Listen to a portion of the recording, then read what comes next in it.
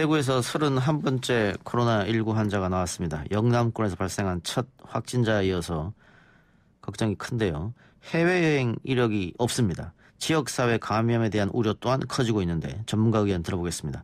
고려대학교 의대 예방의학과 최재욱 교수 연결합니다. 교수님 나와 계십니까? 네, 안녕하십니까. 최재욱입니다. 예. 자, 31번 확진자, 29번, 30번 환자와 마찬가지로 해외 방문 이력이 없는 것으로 알려져 있거든요. 네. 거기다가 그 영남 지역에서 나온 첫 확진자고요. 네. 예, 왜 이런 상황에 놓였다고 보십니까? 네, 이미 지역사회 감염이 이제 전국적으로 있지 않느냐라는 우려가 현실화해서 드러나는 것 같고요. 예. 그 부분에 대해서 지금 지역사회 감염이라는 게 결국 전파 경로를 알 수 없고 지역사회 내에 존재하는 거기 때문에 예. 지금까지 이 부분에 대해서 확인하지 않은 부분들이 이제 드러나는 것 같다고.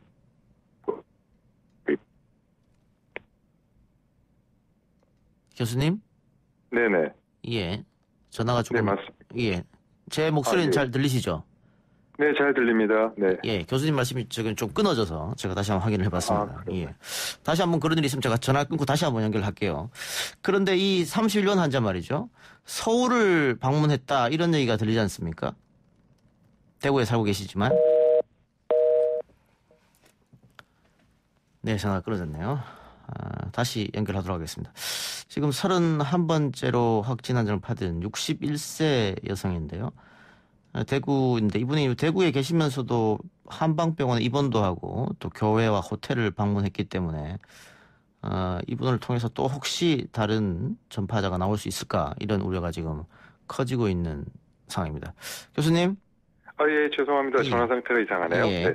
근데 이분이 그 서울 강남에 있는 회사에 왔었다 이런 얘기가 있었지 않습니까? 네네. 그러면 혹시 서울에 와서 어떤 코로나19에 전염될 가능성 이런 것도 배제할 수는 없는 것이죠? 네, 물론 그런 가능성을 배제할 수는 없겠습니다. 네, 그런 건 확인해봐야 되는 상황이고요. 예. 그래서 자꾸 이런 지역사회 감염이 우려되는 상황에서 어디가 노출되어서 감염되는지를 지금 모든 시간대별로 다 찾아서 확인하는 노력을 기울이는 것도 필요하겠습니다만 예. 그런 걸 확인하는데 역학조사를 투입해서 하는 것보다는 그동안 이 확진 환자가 접촉했던 추가 접촉자다가 전파 차단을 위해서 노력하는 것이 맞다고 보고요. 예. 좀 그런 부분을 하나씩 좀 시간 갖고 들여다보는 것이 필요하겠습니다. 예. 그동안은 방역망 안에 다 환자들이 나왔었는데 이번에는 방역망 밖에 나왔다. 그래서 걱정하고 있는 분도 있던데 그 지역사회 전파를 벌써 이야기해야 될 때라고 보십니까? 아니면 조금 더 두고 봐야 됩니까? 당연히 지역사회 감염이 현실화됐고 이 부분에 대해서 확인해야 될 시점이고요. 예. 이미 이 부분에 대해서 의료계에서 지난 2주 전부터 계속적으로 지역사회에 대한 부분을 확인해야 된다. 예. 왜 확인조차 하지 않느냐. 지금까지의 이 방역망이라는 것은 해외 입국에서 들어오는 환자들 차단하는 데 방역망이지 예. 지역사회 감염으로 지역사회에서 혹시 모를 환자들을 찾아내거나 그런 검사 대상을 확대하지 않았거든요. 예. 전혀 모르는 겁니다. 있는지 없는지도 모르는 상황에서 없다고 자꾸 얘기하는 거는 부적절하다. 예. 빨리 찾아내자 그렇게 요구를 했는데 이제서야 이렇게 찾아내게 된 것은 굉장히 우려되는 지점이고요. 예. 방역이 실패한 거라고 보는 것이 맞습니다. 그러면은 이번 31번 또 29번 30번 환자를 매개로 해서 코로나19 사태가 새 국면을 맞을 가능성도 있는 겁니까? 네, 당연히 그렇습니다. 즉, 새로운 국면, 다른 표현을 하면 새로운 전쟁터가 열렸다, 이렇게 보시는 게 맞고요. 예. 예, 기존의 그 검역 환자 위주의 전쟁터에서 계속적으로 노력해왔다면, 이제는 지역사회라는 이 지역사회 전체를 놓고 전쟁터를 삼고 지금 총력 대응을 해야 될 시점이라고 봅니다. 예. 이미 일본은 지역사회 전파가 이루어졌고, 우리도 이렇게 되면은 이 코로나19가 이 짧은 시간에 잡기는 어렵다, 이렇게 보이는데요. 네, 맞습니다. 그 점 매우 우려스러운 부분이고요. 그런 면에서 지금이라도 늦었지만 지금이라도 빨리 총력 대응해서 지역사회 전파망을 차단망과 감염관리망을 구축하고 시행하는 것이 굉장히 중요한 시급한 과제입니다. 저 혹시 날씨는 어떻습니까? 온도가 올라가면 바이러스가 많이 퍼질 수 없다, 환경이. 이런 얘기도 있던데. 네, 물론 그러한 점은 사실입니다. 여름 되면 독감 바이러스가 유행 안 하잖아요. 예. 네, 그런 것처럼 그런 거를 생각할 수 있겠습니다. 그렇다고 날씨가 좋아지기를 기다릴 그거에 의존하는 거는 그거는 전문가나 방역 당국이 할 일은 아니겠죠. 예, 알겠습니다. 그 이런 가운데 지난달 중국 하이난을 다녀온 30대 남성이 사망했는데 네. 혹시 코로나19 감염이 아니냐 이런 우려가 있어요.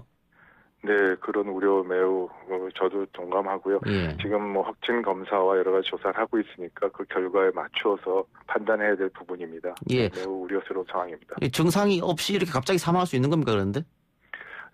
예, 아주 예외적인 경우겠죠. 예. 그래서 이 부분은 아직 좀 더 임상 검사 결과와 확진 검사 결과 여러 부분 사인 조사들에 대한 부분을 확인해봐야 될 상황이고요.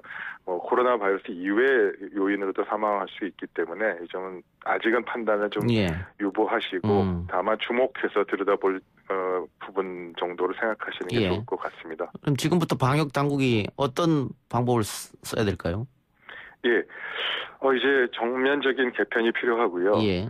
이제는 뭐 접촉자에서 찾아가서 연결고리를 찾을 수 없기 때문에 지역사회 전체에서 이 그물을 넓게 피고 환자가 찾아내는 조기 진단 또 감시 체계망을 가동하는 것이 필요합니다. 이렇게 얘기하시면 좀 이해하시기 좀 쉽지 않을 것 같아서 그냥 쉽게 말씀드리면 지금 현재도 독감 감시 체계가 혹은 인플루엔자 감시 체계가 운영 중입니다.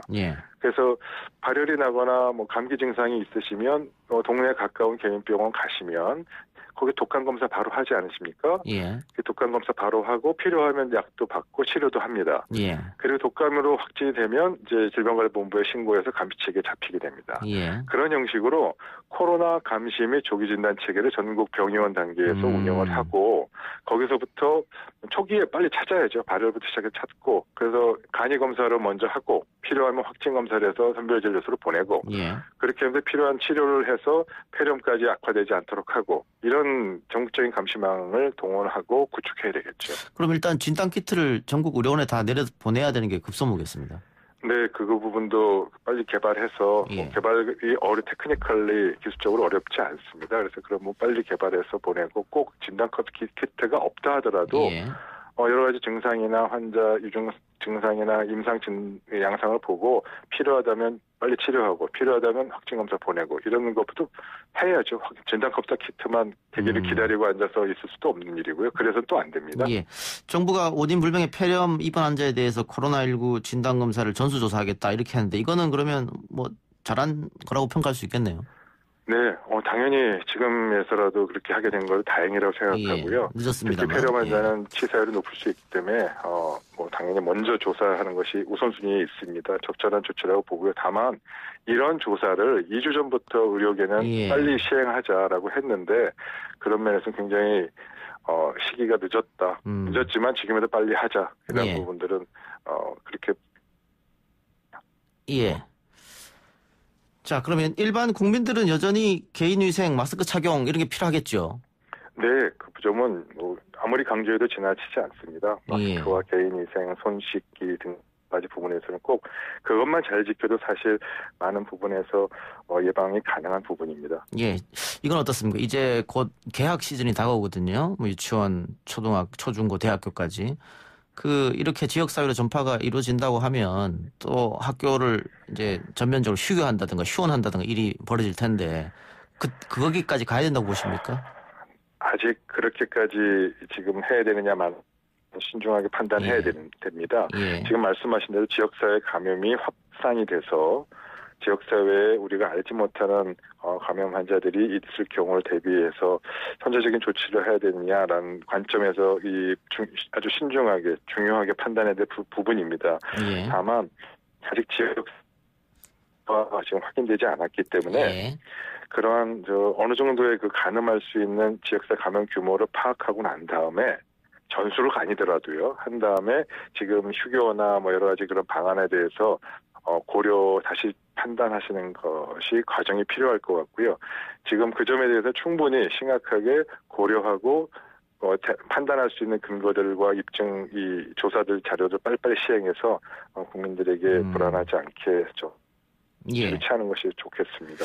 대한의사협회가 중국 전역에 대한 입국 제한 조치를 요구했었는데 여기에 대해서는 찬성하십니까? 네, 그 부분은 여전히 필요하고요. 초기 단계에서부터 필요했었습니다. 결국 이 초기의 방역, 즉 검역자에서부터 못하는 이 방역 시스템이 결국 실패해서 지금 지역사회 감염까지 온 거 아닙니까? 예.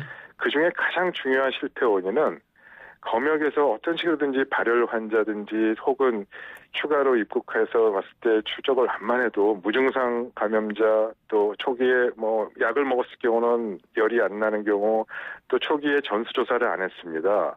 그래서 그 여전히 그 입국하는 이 입국 제한의 부분이 결국은 위험성이 계속 있었기 때문에 그 부분이 지금 지역사회에 전파된 부분이 가장 크거든요. 그게 가장 큰 원인입니다. 지역사회 감염에.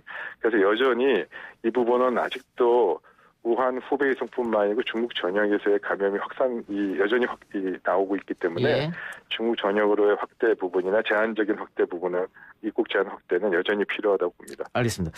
교수님 전화가 중간중간 끊겨서요. 오늘 인터뷰 여기서 마무리하겠습니다. 여보세요?